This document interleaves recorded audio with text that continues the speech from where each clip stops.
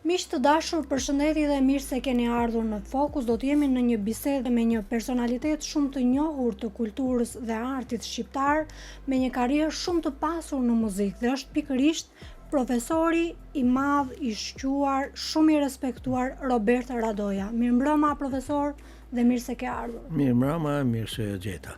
Për ne është një nder i madh që në këtë fazë të jetës gjendesh këtu me ne, ke lënë rehatin dhe ke ardhur këtu në RTS. Nëse unë në këtë godin kam hyrë kur ishte pa dritare, kështu që jam goxha i vjetër në këtë.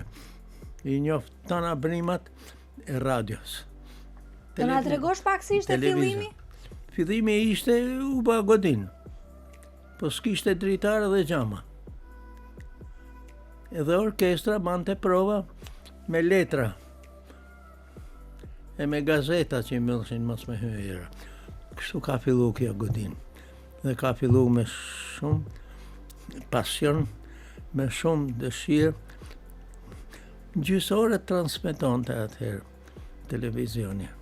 Vetëm lajme, si e pëtë asë gjatë tjetër. Fillim, vitet e para, 62. Pastaj, u ba modern të si. Pra filloi në kushtet vështira infrastrukturore, por ama pasioni dhe shpirti krijues ishte në nivele shumë të larta. Po të shije vetë me anër që kishim ajo ishte. Pa ishte e bukur. E bukur dhe keni bërë një shërbim shumë të madh vendit. Dua që ta nis pak nga fillesat e tua lidhur me muzikën. Ju e parapat që do të bëheshit një emër i shquar i muzikës? Apo thjesht ndoqët ëndrrën? Në familjen time të gjithë janë sportista. Unë kam pas një daj shkrimtar, edhe nana që ka qenë një qik e dhanon mas muzikës. Ndoshta kjo më ka niku. Edhe kam fillu shumë herët. Sigurisht me instrumentin e pianos. Dhe me një mësuse timen që është e paharrueshme në Shkodër, Ida Melgushi, që ka mësu, të gjithë kanë mësu piano vetëm nga aty, s'ka pas njëri tjetër si mësonte. Edhe unë pata fatin me pas, edhe të njohur të familjes, po edhe me marrënimin e saj, fillimisht. E fillova me piano. Pastaj atëherë ka pas qendra që quheshin Shtëpitë e Pionerit. Kanë qenë qendra kulturore me shumë vlerë dhe merrja pjesë atje, ku ishin edhe shumë mësues të mirë. Dhe një ndër ato që ka ngel në kujtesën time është edhe kompozitori Mathish Daia, që punonte me fëmijët.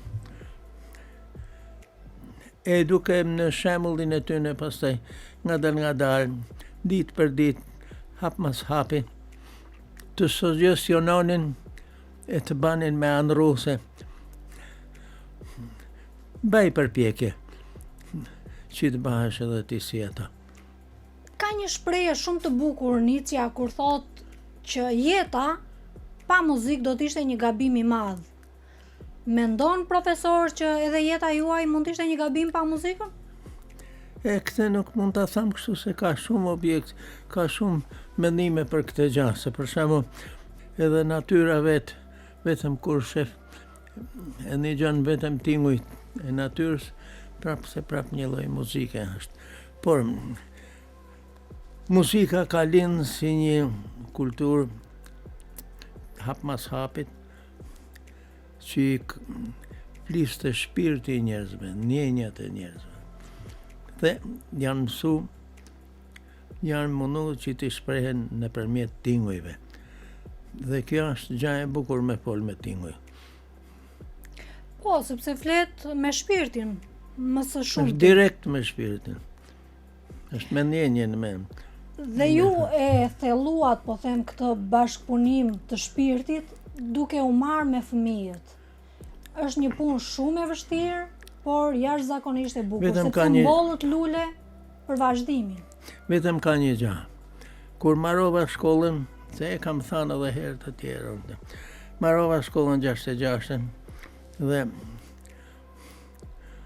me anë miqësinash, me thënë drejtën, u vendosa në ish pallatin e pionerëve. Dhe aty u takova me fëmijët. Dhe punova gati deri në vitin 81. Gati për 15 vjet, vetëm se ka një gjë. Na kena fëmijë mrekullueshëm, po që duhet dim se si ti trajtojmë e si ti mësojmë. Sot ka ndodhur një fenomen tjetër që se i cili shef individin ma tepër se sa këshillën. Dhe prej aty kanë dalë artistat mëdhej, që fëmijë të vegjël. Sigurisht, unë jam i kënaqur që i kam njoft të vegjël dhe jam shumë i kënaqur që ndoshta kam niku edhe unë diçka me profesionin e tyre.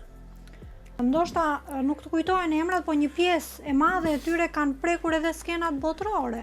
Një gjë më kujtohen, jo vetëm më kujtohen, po kam akoma lidhje. Vazhdon? Vazhdojnë të kemë. Për shembull janë të paharrueshme Inba Mula.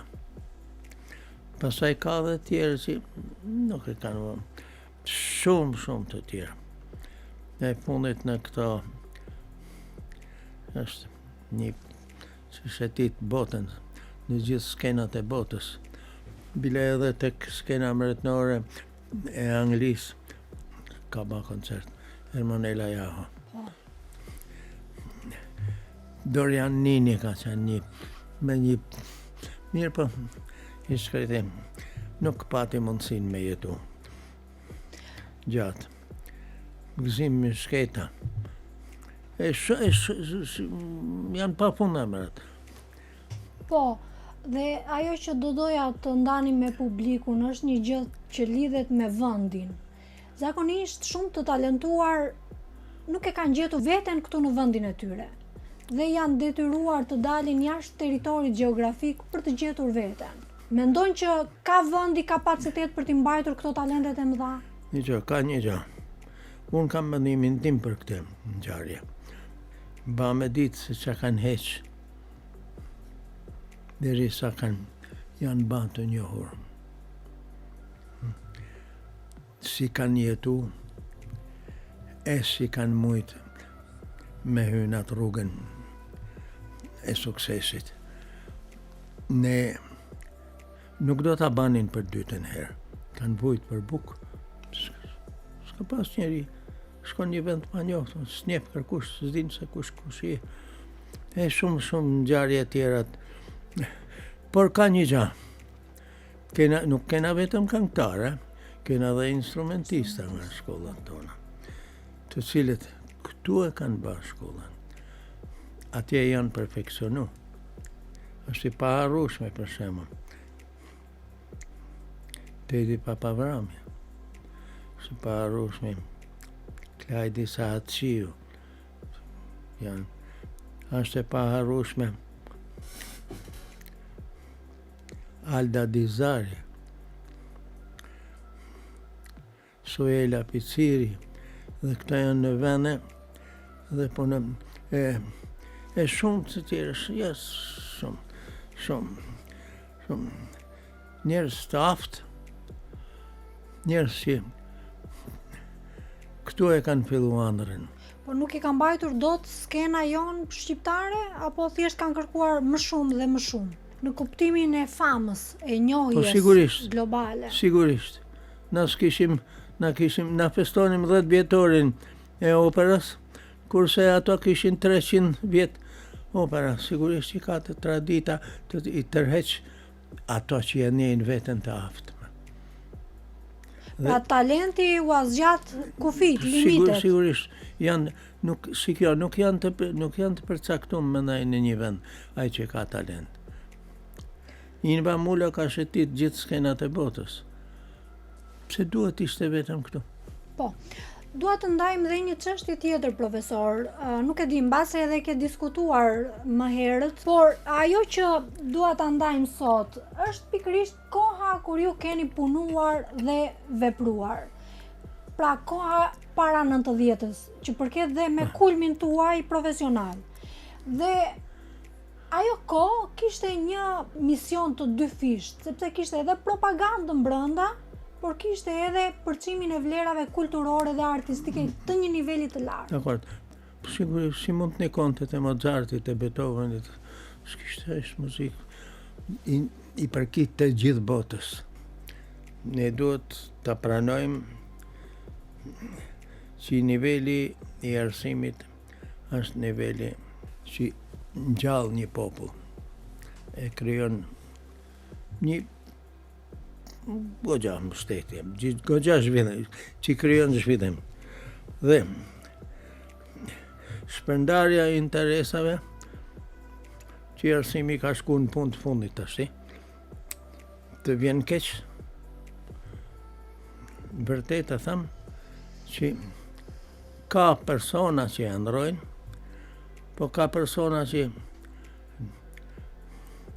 edhe marrojnë shkollën sot, por nuk e marrojnë dot në atë nivel që të përshtatet me nivelet botërore. Megjithatë, në shkollat e artit i kena kaq të mira edhe sot.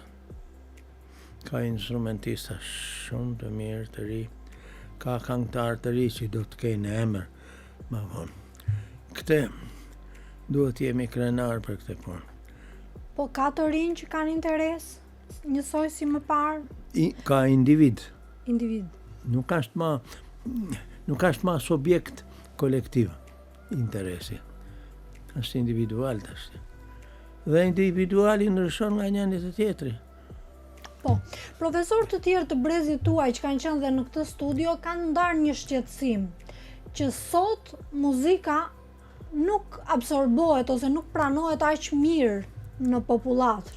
Pra publiku nuk është aq i interesuar. Jo. Ndani dhe ju të njëjtin mendim? Varet se çfarë lloj muzike, edhe çfarë lloj ambientit, edhe çfarë lloj interesi ke. Sot muzika përdoret në çdo vend, bilet lënë edhe natën pa fjetë prej lokaleve. Po, është muzikë për me mush ambientin. Nuk ka nevojë. Mendoj që ka vlerë kaluese. Lengjur, po ka vlerë kaluese. Pra nuk i jep një notë maksimale? Një gjë, mas 30 vjetëve që faqen 2 opera. Kur kena 26 opera për 30 vjetë e përparshme. Bile pak ma pak, se nga 50-a kanë fillu. 50, 80, 50. Gjenë Stukiqi dhe Vasotole. Këto janë veprat që ngelin për jetë. Tjera quhet konsum. Edhe muzika konsumohet. Çfarë mendon që do t'i ngel traditës së muzikës gjatë tranzicionit? Ajo që do ngel në histori, përveç këtyre dyjave që ju thatë, këto nismat individuale mund t'i ngelin? Ja, tash, ka një gjë. Sot, atë që ju quheni muzikë, është vetëm kënga. Edhe muzika letë. Po shikoja atë Eurovisionin. Eurovisionin. Italia që e ka fillu e para, me ato këngë të paharrueshme të kohës sonte, nuk fitoi asgjë. Do të thënë, konsumi sjell një lloj degradimi. Ose më shumë me thënë, muzikë për të gjithë llojet, për të gjitha kategoritë. Kështu që e ka humbur pak vlerën. Mendoj unë, qofsha gabim. Kur ka arrit me ra gjykimi për muzikën, pse quhet muzikë lehtë? Pra po thoni që janë ngatruar zhanret? Po sigurisht janë ngatruar. Konsumi ka sjell gjana që konsumohet. Me që përmendët Eurovisionin, e pat sigurisht edhe performancën e Shqipërisë. Ajo është një gjë që shkon me kohën.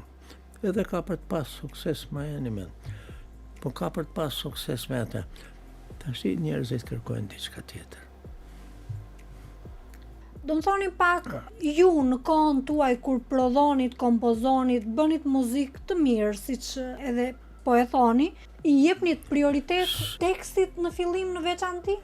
Pra autorët e teksteve ishin më të mirë se këta sot? Kënga është një ide, po nuk është ide muzikore. Ideja lind nga nga fjala. Nga fjala. Dhe nga poezia, pastaj bëhet kënga.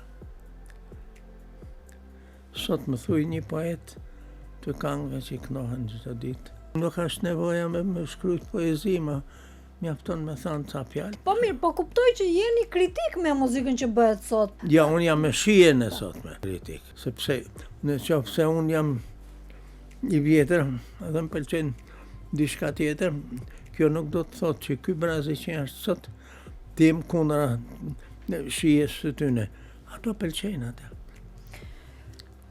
Po me qenë se e përmendet Eurovisionin, unë dua të bëj edhe një pyetje tjetër, se s'kam ku të gjej prap. Identiteti nacional, kombëtar, a duhet të jetë i pranishëm në këto kompeticione ndërkombëtare? Padyshim.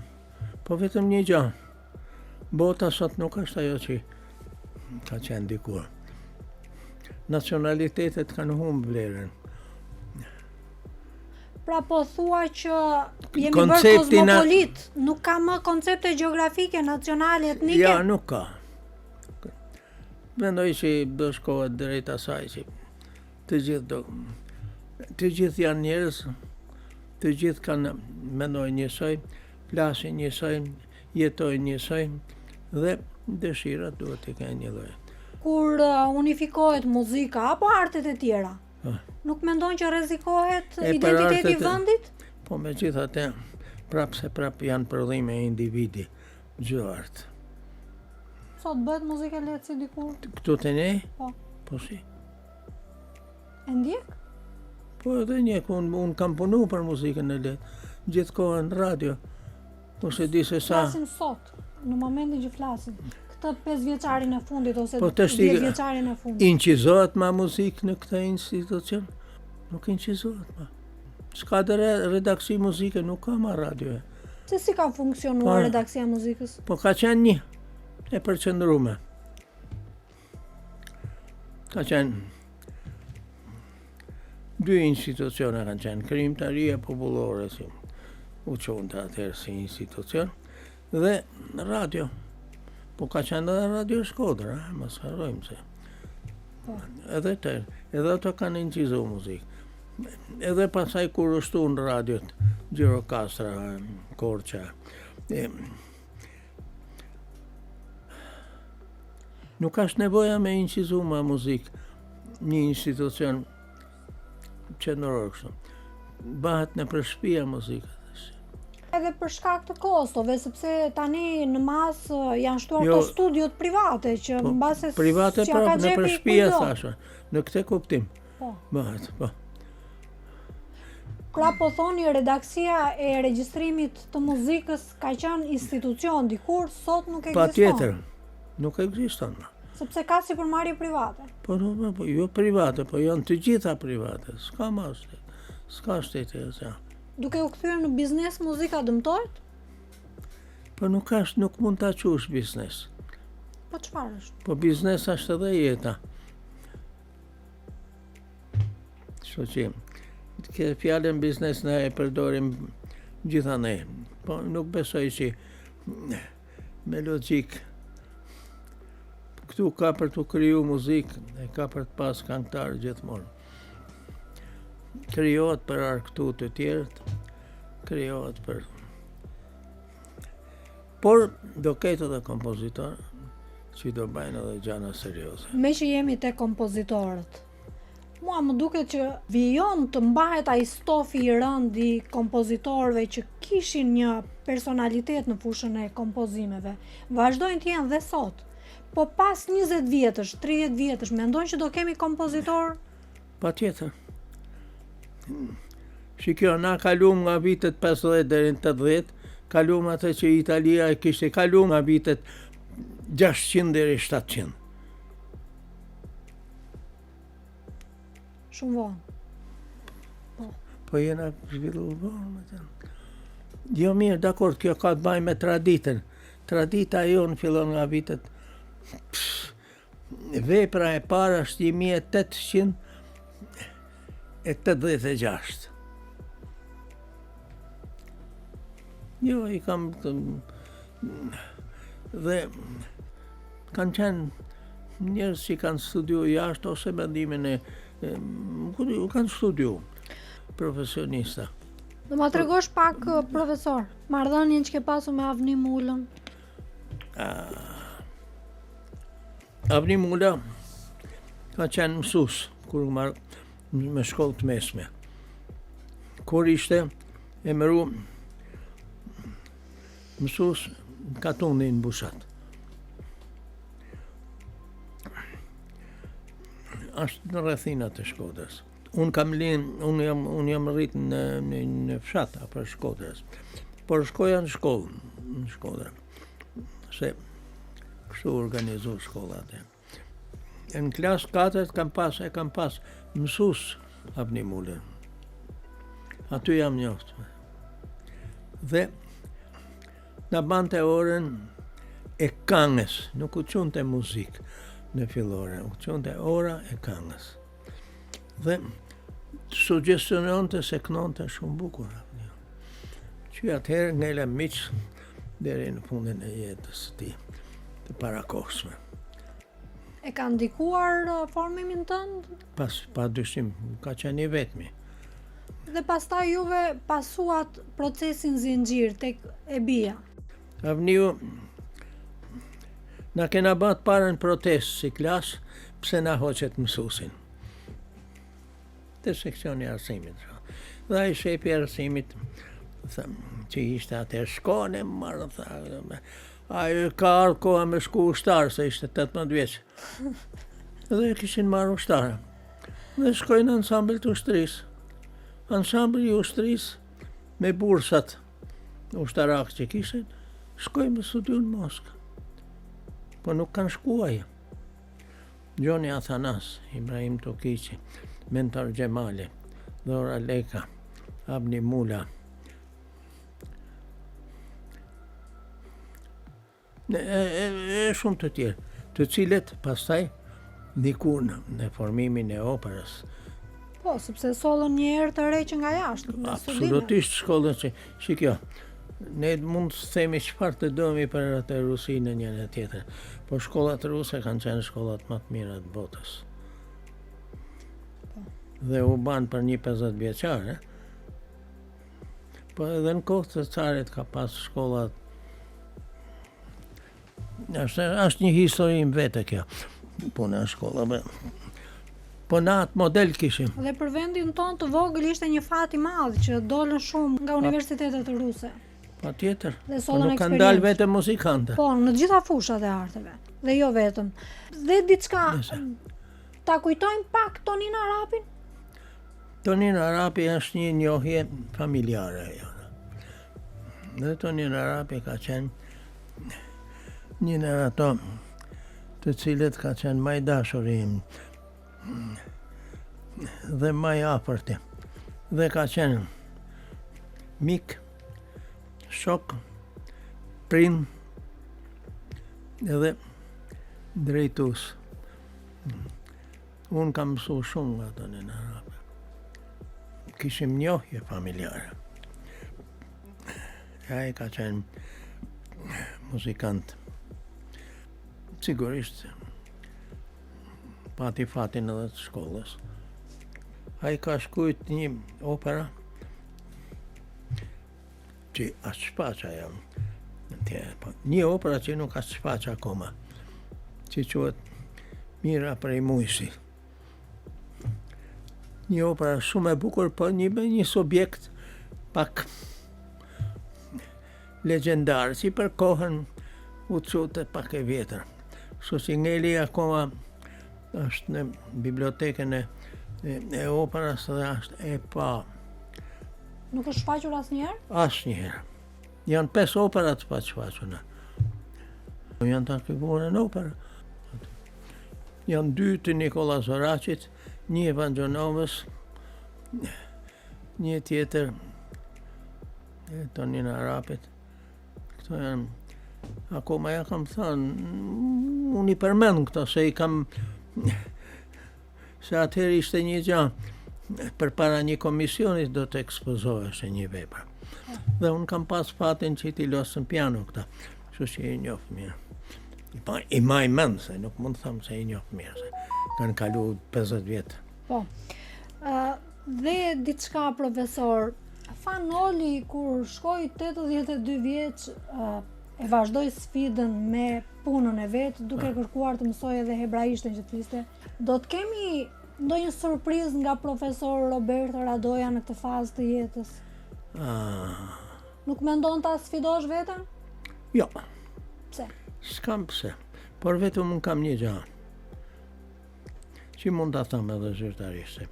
Po thoj se në këtu në Tiranë të orkestrës parë, orkestrinës së parë të Radio Tiranës, që e keni, ku është Radio Tirana vjetër? Ja. Ja. Këtu ka qenë dhoma muzikës. Dhe është një muzikant Tiranas, violinist, Muharrem Gurra. Nuk e dia e keni një gjuhë. Po. Që ka 100 sa këngë të stilit Tiranës, këngë Shqipërisë mesme, shumë të bukura, të kompozume dhe shumicën e teksteve të bëme edhe nga ai. Me nimen e të birit, jam mundu t'i mledh të gjitha. I kam shkruajt edhe me një shoqërim të thjesht për piano. Dhe inshallah arrin t'i botojnë. Se kanë një vlerë që kërkush nuk e ka bë për Tiranën. Mendoni që ky projekt do ta shoh dritën së shpejti dhe pse ka, domethënë pse ka ngecur, nëse flasim për çështje materiale. Na shpikim projekte. Problemi është që projekti duhet të realizohet, po do të besoj si mund të bëhet. Pra ju jeni marrë personalisht vetë me këtë? Unë jam marrë me këtë punë. Që nësa ka. Kam edhe një mik që kishte shumë talent, por nuk hyni do të në shkollë artistike profesionale, po ishte te një shkollë që u quante Shkolla e Kulturës. Cili është ky? Ky është një djalë mirëditor që fatkeqësisht nuk jeton më, që quhet Servet Cara. Knonte dhe edhe ai ka një në stilin e mirditës të zonës ku banon Mati Mirdita. Ajo edhe ai ka një 80 këngë që i ka ba për miqtë e vetë, për shokët e vetë, e për traditën matjane, mirditore. Që i keni mbledhur apo që... I kam mbledhur dhe i kam ba gati për botim. Po ta ankohesh pastaj që nuk je shumë aktiv kështu në jetën kulturore. Që kjo, unë aktiv nuk jam ma fizikisht se me zi që jeci. Po mendja punon, instinkti punon. Mendja, më kalan akoma. Po, në piano, mund ta provosh veten, i ruan instiktet në vizjet? Vetëm dish një gjë. Në shkëputjen e pare pata të pandemia, nuk u mora ma me piano. Ta shti që se preke, ose e preke, me nuk studioj ma dhe se nështë e pa mundën. Po. Sepse të pak të nduhem 1-2 orë në ditë. Të ushtrohesh. Me ushtru, po nuk me baj do të më të shti. Po e ke një piano që po e kam të ngjan nostalgji? E kam piano në shtëpi, sigurisht.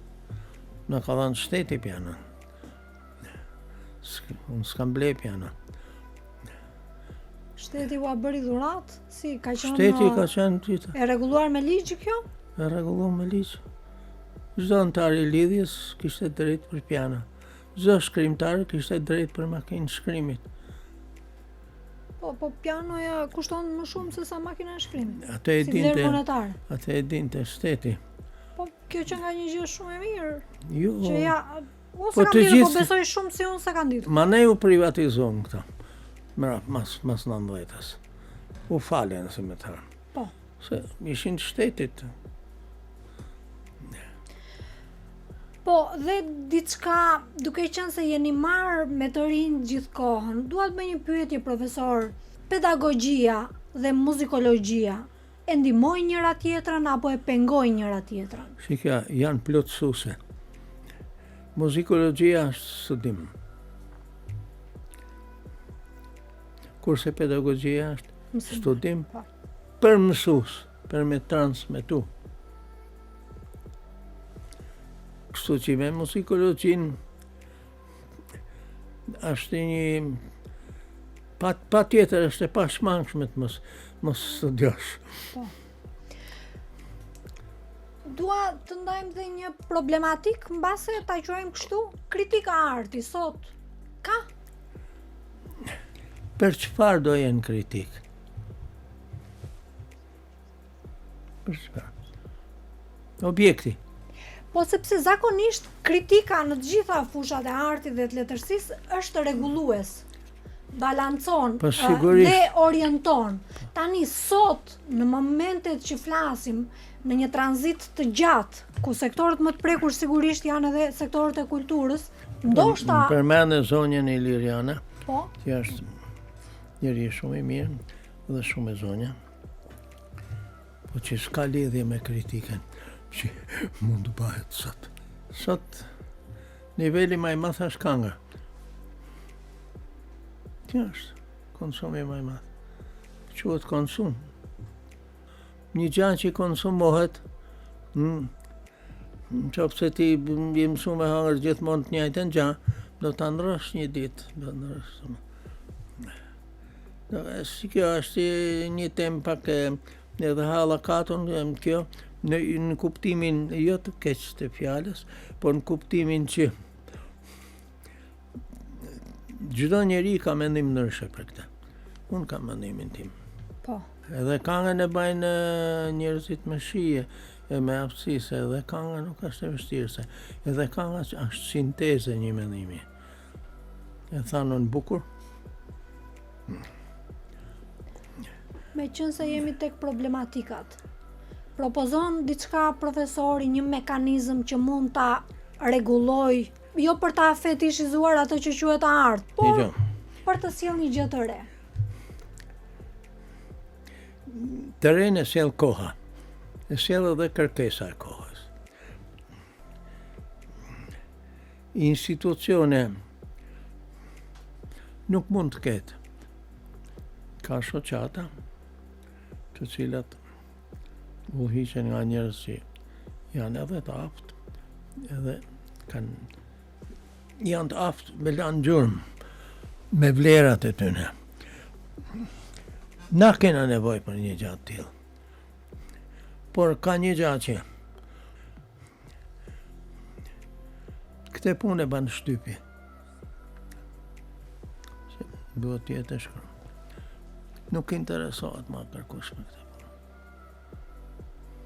Rallë herë shefe. Pra, po flisni për kritikën në shtyp, që dikur ka ekzistuar? Edhe vlerësimi në shtyp. Po. Kritika ka pas një karakter tjetër atëherë. Po. Nuk mund të quhet kritik për shumë profesionale. Ajo atëhershme. Se kishte tendencën është pro apo është kundra ideologjisë.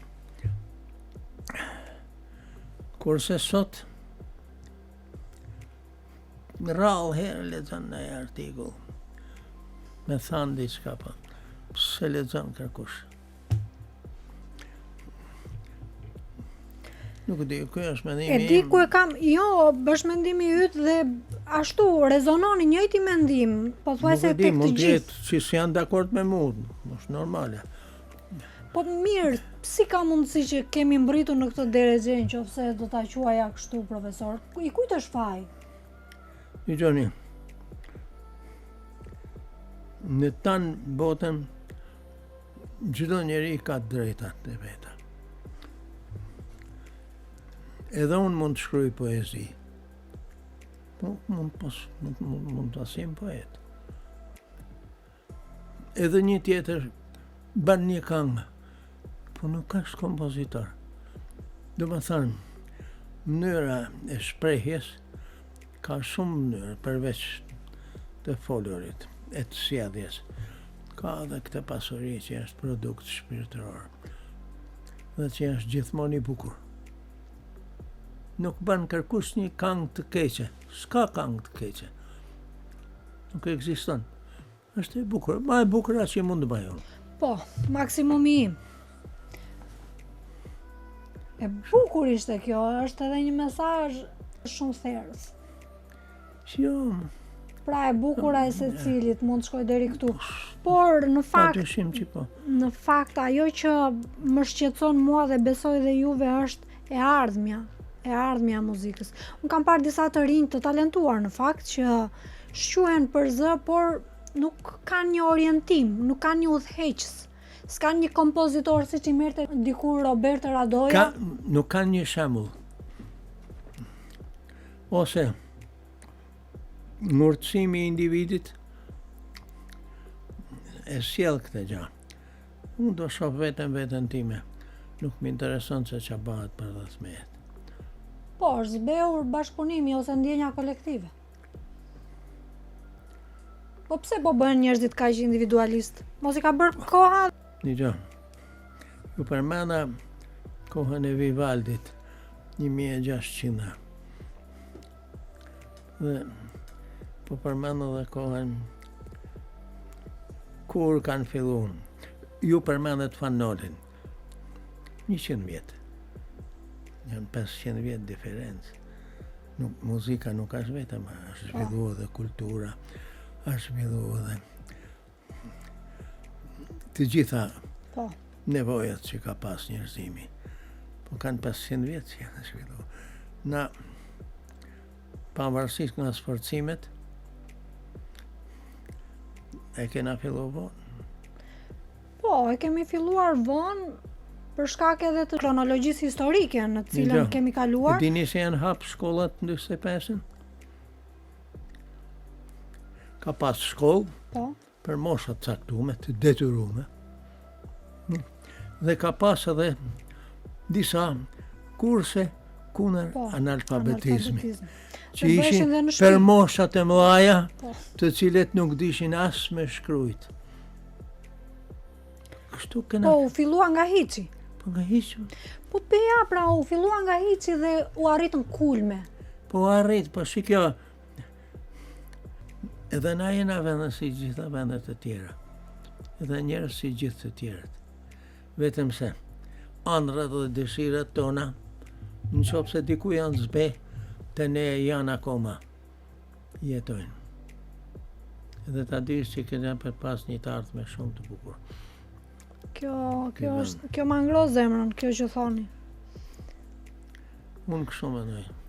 Dhe diçka, profesor, ju jeni baba i 2 djemve të mrekullueshëm. Njëri prej tyre mos e ka ndjekur artin si punë e babait? Të dy e kanë ndjekur. Të dy? Do na i prezantoni pak për publikun me çfarë po merren të dy? Njëri djalë është në Gjermani. Marroi këtu për piano, shkoi e bani edhe një herë shkollën atje. Dhe studioi edhe një dek tjetër dirigjimin. Tash i drejton është dirigent në një teatr që bajnë kështu gjana musical që i thonë. Po. Dhe është goxha mirë. Djali tjetër ka marru për kitarë. Dhe nuk u mor me instrumentin, po si të gjithë të tjerët, filloi me celularin e përfunoi tek ekrani i madh. Ai punon merret me IT. Merret me sinkronizime. Që ban sinkronizimin e aty në intervistave. Me këtë merret.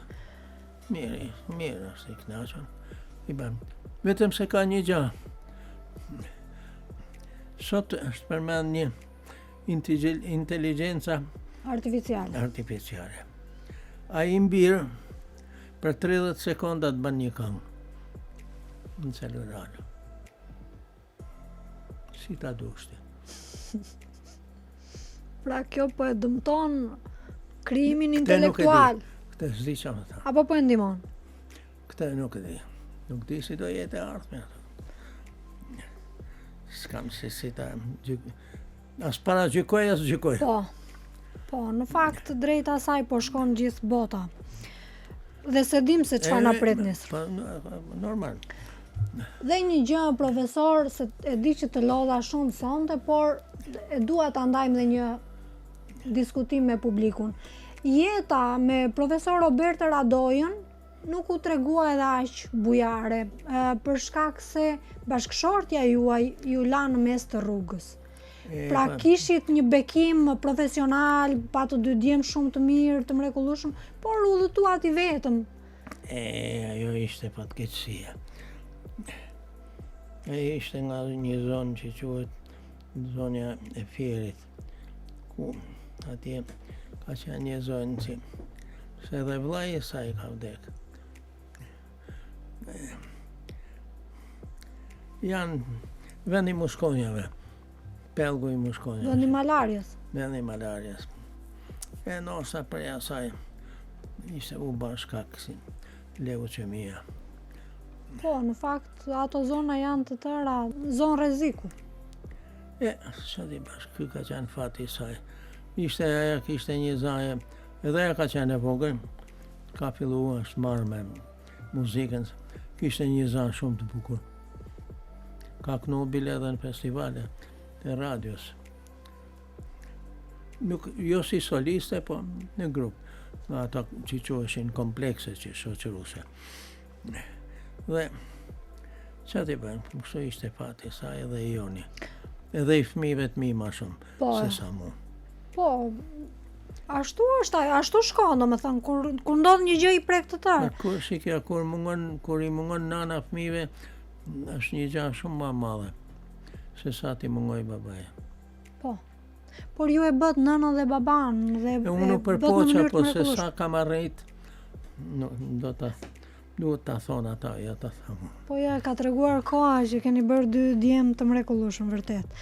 Profesor, unë të falenderoj me të vërtet shumë. Për shumë arsye që jeni sot këtu. Edhe për, e tham, për angazhimin, por edhe për ngarkesën tuaj fizike. Ishte shumë kënaqësi. Faleminderit shumë. Miq të dashur, ishim me kompozitorin, profesorin e muzikës, një nga personalitetet e arta dhe të shquara që përket po ashtu një brezi të artë të kulturës dhe artit në Shqipëri, profesor Robert Radoja. Shumë faleminderit për vëmendjen, bashkë mirëpafshim.